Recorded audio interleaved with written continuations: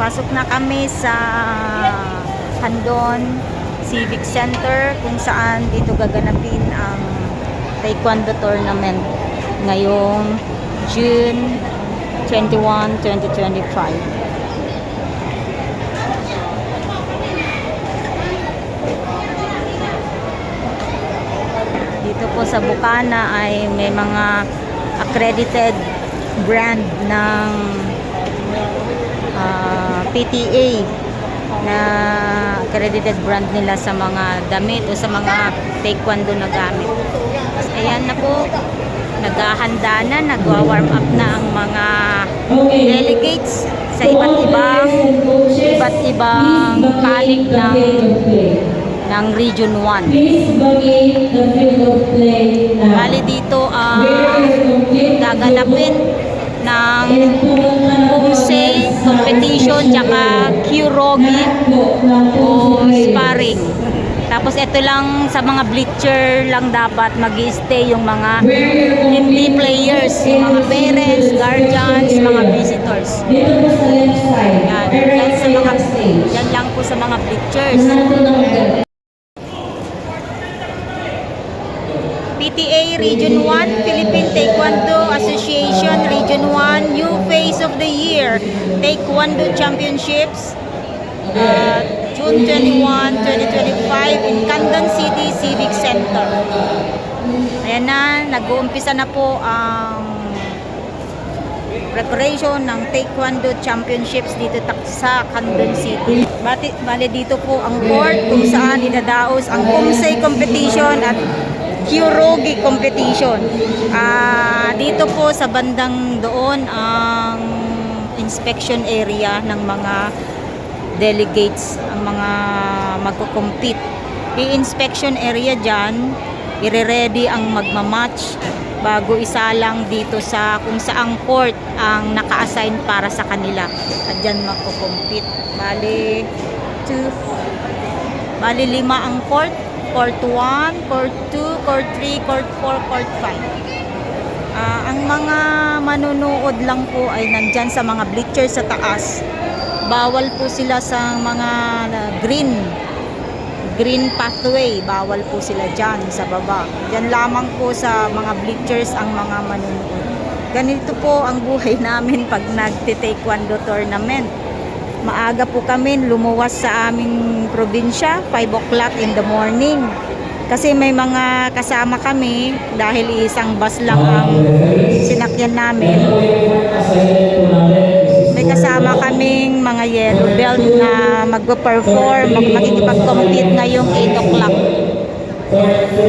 Kami, mga advance, mga black belt ay mamayang hapon pa, pero dapat maaga kami kasi pag na-late sila, disqualified.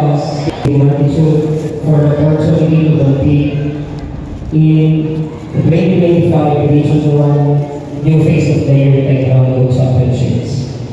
We ask for guidance and protection overall the participants, coaches, parents, guests, and the technical officials.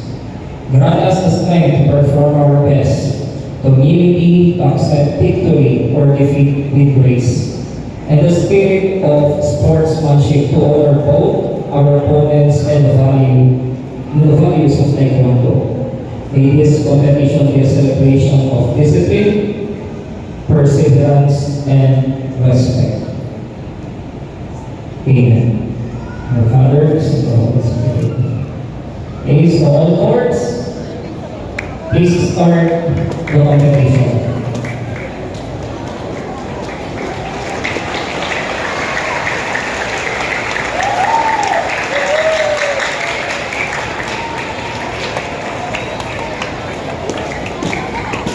Officially declared na po na mag-start ang competition. So, mag-start na po ang Pumsei competition ng yellow. Isusunod ang blue belt, red belt, brown belt, tsaka black belt. All delegations have filled the play. Ito po courts ang playing area, yung mga iba't ibang courts po. Again, all referees please begin the competition.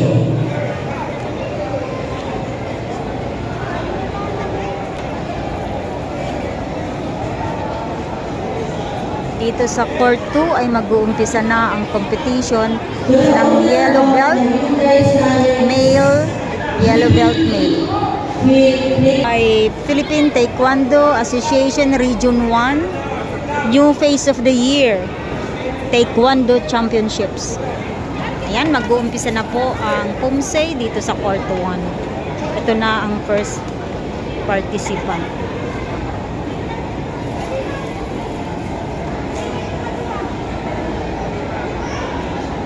May 3 pong judges na nandyan sa harap.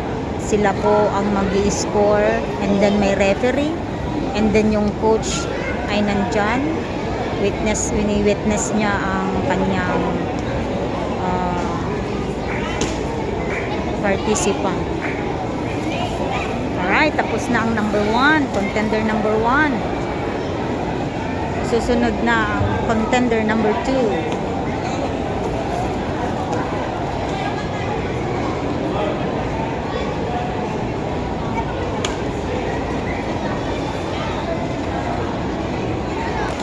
Ito naman ang court 2. Nag-umpisa na rin ang yellow belt. Toddler, bari toddler po ito. Toddler category. Toddler category.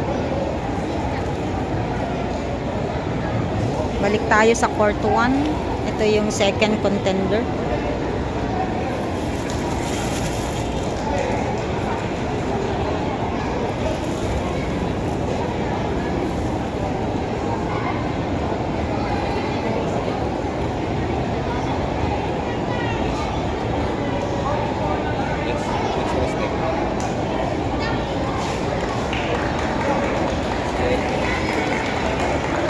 Good job.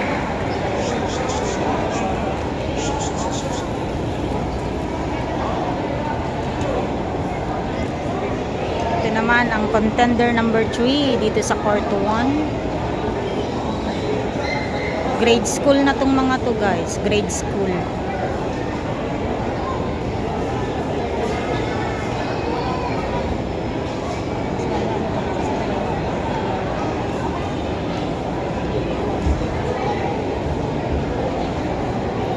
Pasla na lalaing player tayo.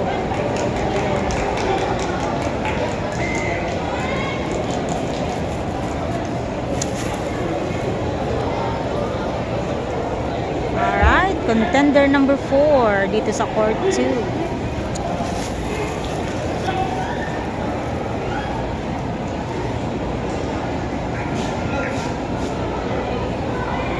Alright, nag-signal na pwede na siyang pumunta sa ring para mag-perform ng isang form ng Taekwondo.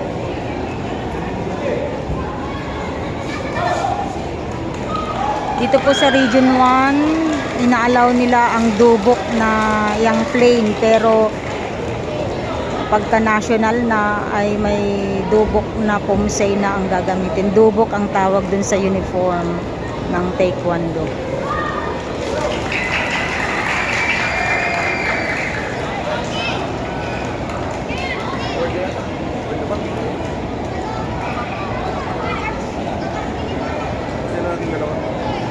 Ayan, tapos na yung bali apat silang maglaban-laban sa kategory na yan.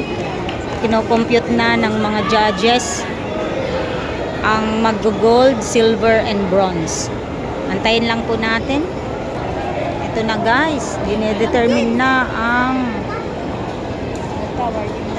awarding na po ng medals. Hindi ko nga makita rin.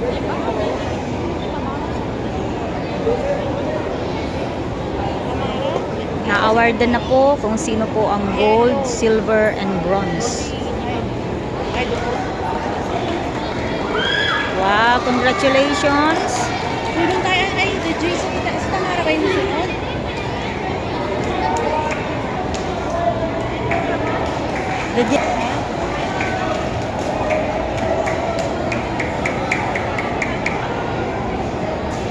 Ayun, ang Sila nag-gold. Layla yan? Gold po. Ang gold yung ano, yung sinabi mong magaling. Sabi ko na eh, yun na yung ano. Hindi magaling pero siya yung medyo ano. Ay, hindi, silver. Silver. Itong... Naka-uniform. Oh, ito kasing naka-uniform ng Pumsay na dubok ang nanalo, guys, gold. Tapos yung right side niya yung silver. Yan, ganito po ang competition. Points kasi pag nakadalawa. Kasi mahaba-haba pa to ang tournament hanggang hapon pa. Pumsay pa lang po ang nagsimula. May Hirogi pa or sparring pa. Ayan. Galing. Ayan yung coach nila. Good job. Ayan. Tapos na ang first batch. Second batch naman. Ito na ang second batch. Second batch dito sa court 1. Ayan, tapos na ang contender number 1 sa second batch. Ito naman, contender number 2. Ayan, nag-signal na pwede nang pumunta sa gitna yung contender. At i-ready na. Alright, nagsimula na ang mag-perform.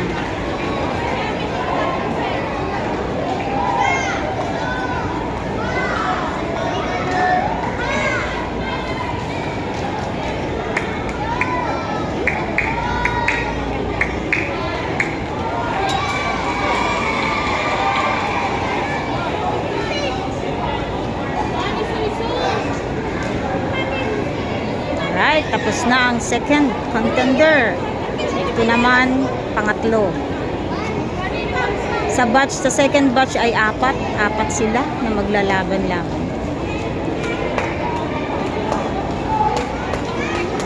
Ayan, ang third contender ng second batch dito sa court 1. May tatlong judges sa harap. Tapos ayun po yung referee. At ayun ang coach. Yung mga nanalo na ng medals, pwede mag-picture dito sa stage para maganda yung souvenir ninyo. Okay, good job. Contender number 3.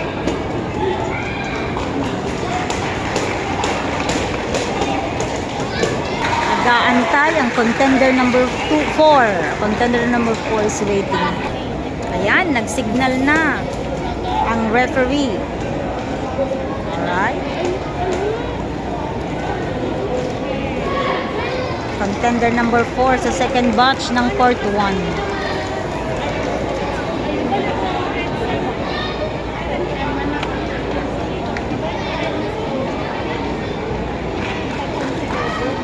Alright, congratulations. Good job. Inaantay na lamang po ang score at i-award ang makakakuha ng gold, silver, and bronze. Ayan na, i-award na ang makakakuha ng gold, silver, and bronze. Okay. Ang nakakuha ng gold ay nasa second. Diyan gold. Silver naman yung left side. Congratulations. Silver! Isa sa mga delegate namin. Congratulations! Congratulations! Okay.